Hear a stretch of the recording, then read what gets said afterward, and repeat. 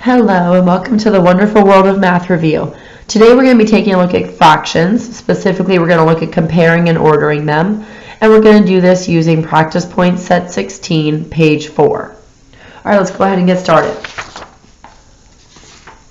In the first part of our practice points for the top 3 questions, it's all about writing in whether the fractions are greater than, less than, or equal to. The way that we compare fractions, remember, we use our butterfly method. And the way we do that is we create our butterfly with our diagonal line or little ovals there, and then we create an antenna on top. And the reason for that is if it gives us a place for us to write our answer. We cross multiply. So when we cross multiply, 2 times 3 is 6, 4 times 1 is 4. Whichever side of answer is bigger, that is the fraction that is larger. And so in this case, 3/4 is larger than 1/2. Let's do the same thing again with the butterfly method and cross multiply. I'm going to create my butterfly and cross multiply. I'm going to draw my antenna to remember where I put my answer. 8 times 3 is 24. 4 times 3 is 12.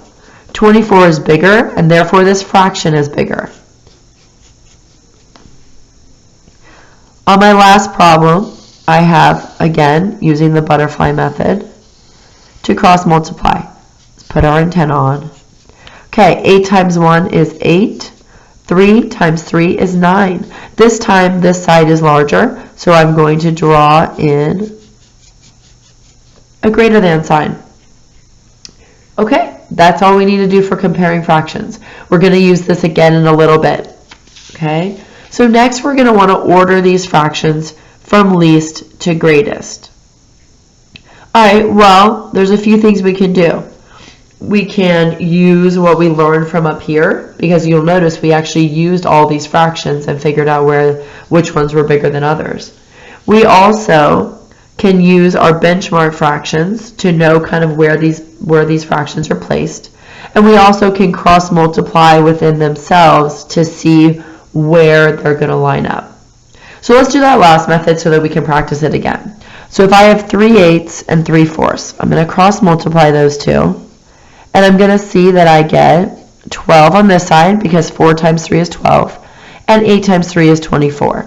What this tells me is that 3/4 is a bigger fraction than 3/8. So I know, since I'm going from least to greatest, that 3/8 is going to come before 3/4. What I don't know, though, is whether or not 1/3 is going to go the front, middle, or the end. So let's go ahead and compare it to 3/8 and see what that tells us. So I have 1/3 and 3/8. Okay, when I cross multiply, I get that 8 times 1 is 8, and 3 times 3 is 9. What that tells me is that 3/8 is bigger than 1/3. So great, I answered my question. I know that 1/3 comes before 3/8. So I can put it right out here in front. These are my numbers ordered from least to greatest. The last question asks us to place the following fractions on a number line below and using the problems earlier to help us. Well, I always love to start with 0 and 1. We know 0 is down at the lowest end of our number line, and we know 1 is going to be up at the top. So we've already taken care of those two. We also know that a benchmark fraction is 1/2, and that 1/2 is right in the middle of 0 and 1. Okay. You may also remember that 3/4 is halfway between a half and 1. It is 3/4 of the way there. So I'm going to use that as one more benchmark fraction. So now I have 1/8, 1/3, and 3/8 left. Okay, well, let's use what we used a little bit earlier to see what we know. We know that 1/3 is going to come before 3/8. Okay, so we know that's going to be somewhere down here. We also know that 1/3 is smaller than 1/2 because of our benchmark fractions, but I can also prove it.